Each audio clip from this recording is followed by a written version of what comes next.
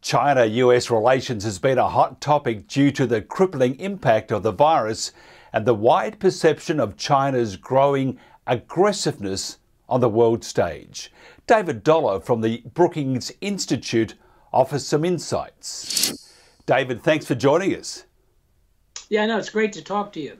In China, has the initial recovery after the first wave of COVID held up? Yeah, in terms of the pandemic, there's obviously been a little bit of resurgence, but China's done a good job overall. And its reward for that is its economy is bouncing back surprisingly quickly. First quarter was devastation, frankly. Second quarter, probably GDP growth is going to be right around zero. And in today's world, that's good news. It means China's back to about where it was a year ago. But it's uneven. Sectors like construction are booming. People are not traveling and going to entertainment as they used to in the past. So some sectors are hurting. Other sectors are booming. On average, they're back to where they were pre-virus. Will the Chinese economy be severely affected from COVID's effect on the rest of the world? Yes, absolutely. So when China first started opening up at the end of the first quarter, manufacturing came back pretty quickly. It was easy to get people back into big factories, harder to get people into offices or going to service establishments. But that manufacturing resurgence was short-lived because the world economy is in recession, so China's exports are down very sharply. I don't see that changing this year, and so that they're going to have to rely on other sectors. That just makes it harder, but they're less export dependent than they were back in the global financial crisis, if you remember. So they should be able to weather this, even though exports will be a drag. What level of slowdown would affect China's ability to buy more US product under phase one of the US-China trade agreement?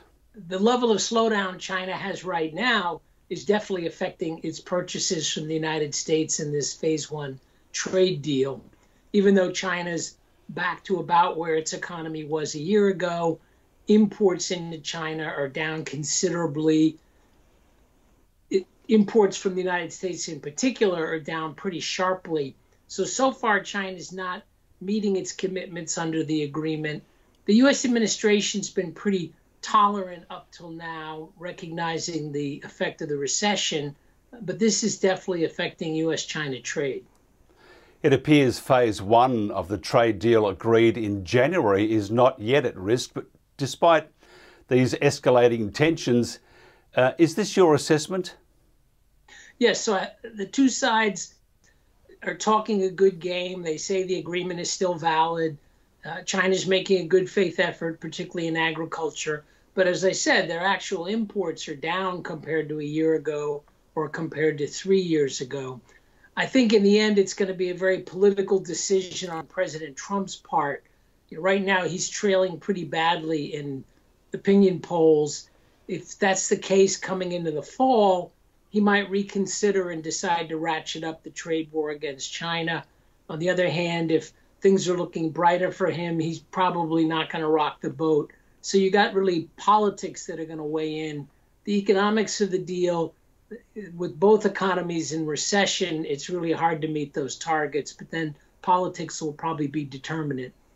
From your knowledge of US-China relations, is it on a knife edge, or do both countries probably have too much at stake?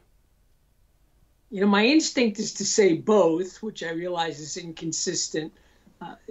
The positive news, I think, is both countries do have a lot at stake. President Trump has done some hostile things, but he's talked about some more extreme measures. And whenever he does that, the stock market, the U.S. stock market falls. His friends in the business community tell him that the U.S. has a lot at stake in China. He tends to back away from the more extreme measures. So there really is a lot of economic activity, a lot of exchange between the U.S. and China, which creates a foundation for the relationship. But it's not a bad image to think of the two being on a knife edge, because these leaders, Xi Jinping and Donald Trump, these are proud people. They've provoked each other at times, and they react back and forth to each other's comments. So I view that as a somewhat dangerous situation. President Trump may decide that the trade deal is not working for him. ratchet up the trade war, and then the Chinese will certainly retaliate to that. So I think the world has good reason to be nervous. Will the new security law imposed on Hong Kong cause significant problems for the relationship if China is overly aggressive? The law is definitely a problem. U.S. administration and Congress have responded with different measures. As you suggest, a lot will depend on how China implements it. The activities just in the first few days of July were not encouraging, with essentially going through libraries, trying to root out certain books, arresting a number of key activists. So that is definitely a bad situation that we need to keep an eye on. China's been very aggressive of late to many of its trading partners. What are they trying to achieve? Well, Australia is a good example of that, by the way, as I'm sure you're aware. I think that China was slow to respond to the coronavirus, to recognize it, publicize it, take measures. After a 2 to 3 week delay, they acted pretty forcefully, but that 2 to 3 week delay was definitely a problem for the world.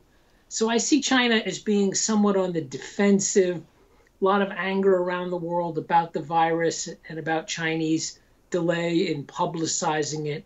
So in some ways, this aggressive campaign is, we have this saying, I don't know if you have it in Australia, but we often say that the best defense is offense. And so instead of defending itself, which China, of course, is doing, but they're also going on the offensive, being aggressive in terms of some of their neighbors. You had the military action with India, which was quite tragic.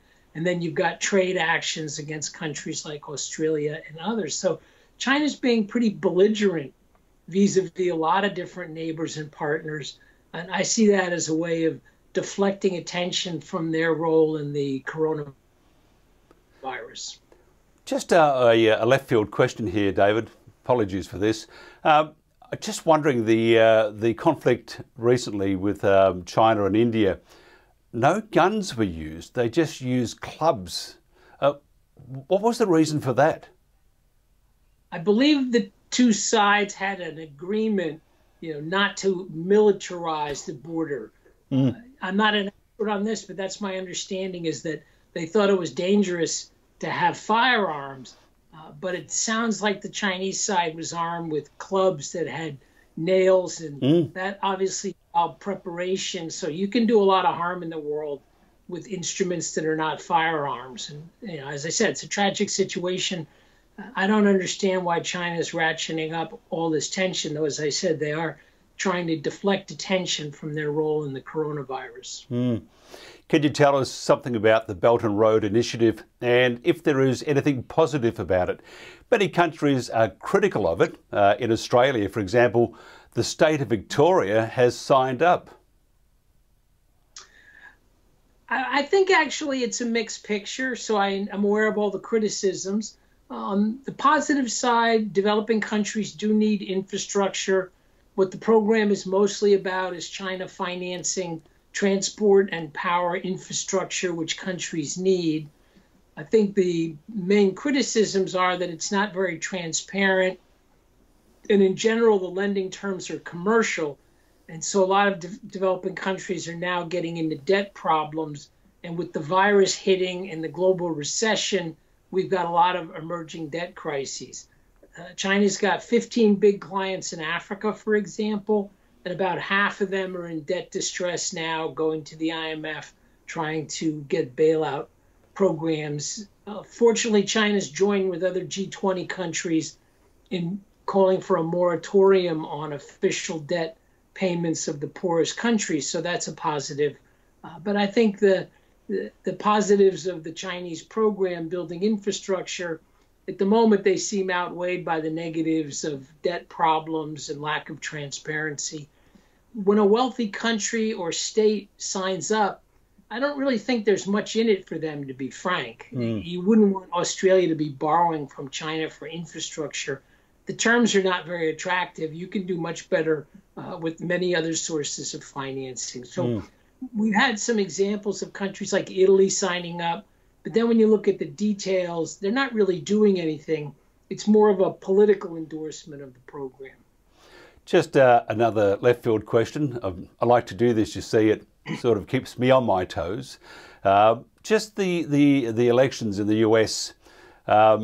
If, for example, Trump didn't win, what about the relationship with China from the US? Would that change? It'll certainly change. It would be naive to think that it would go back to the pre-existing situation. Obama, especially in his first term, was quite friendly to China. And I don't think China responded appropriately in terms of opening up and building the relationship. So now we're stuck with this bad situation.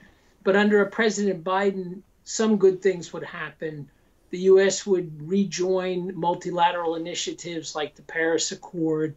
Pretty sure Biden would rejoin the Trans-Pacific Partnership.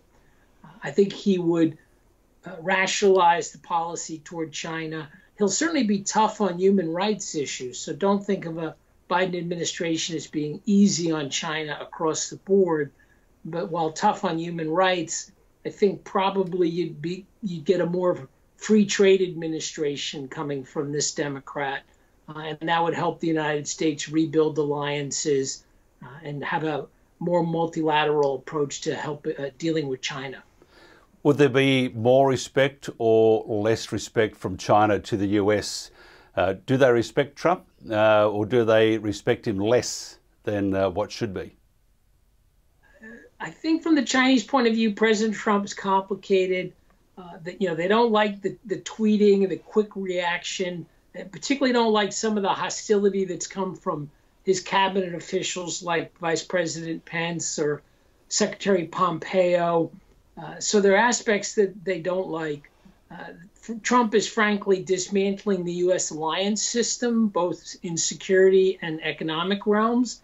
And I think the Chinese are perfectly happy to see the U.S. security alliance is breaking down. And it's a positive for them coming from Trump. So I think Trump is a mix of positives and negatives, and a President Biden would be a mix of positives and negatives, looking at it from the Chinese point of view. Just before we wind up, tell us about your podcast. Oh, well, I host the Brookings Trade podcast. We're, trying to put out different research and ideas on international trade. My own secret agenda is to try to rebuild a bipartisan consensus in favor of free trade in the United States. There are a lot of complicated issues because trade impacts the environment and inequality, labor, all kinds of issues. So we interpret that broadly. We get a mix of members of the U.S. Congress, former officials, researchers. I've had some good participants from China, Vietnam, other developing countries in order to bring in different perspectives. Had Warwick McKibben from Australia. So we try to cast the net pretty widely and have a really international podcast. Look, David, it's been a pleasure. Hopefully we can do more of this. David Dollar, thank you very much.